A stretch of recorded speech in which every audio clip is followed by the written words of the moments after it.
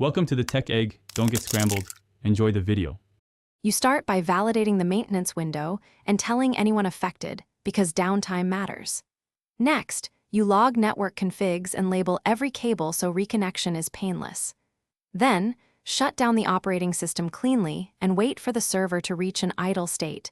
Check power and disk activity LEDs.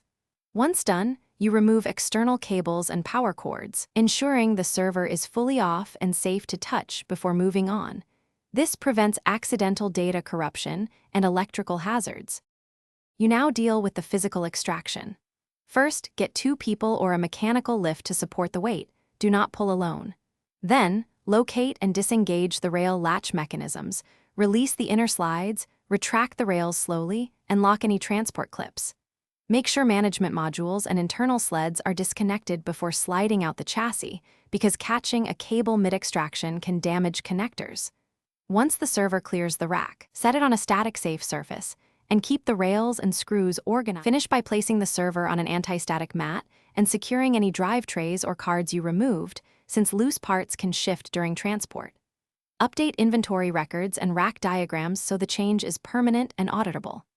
If the unit resists removal, stop. Make sure the rails are aligned, any captive screws are released, and sliding locks are disengaged. Forcing it risks bent rails or broken latches. If problems persist, call an experienced technician to avoid hardware damage. Thanks for watching. Consider subscribing if I helped unscramble your problems.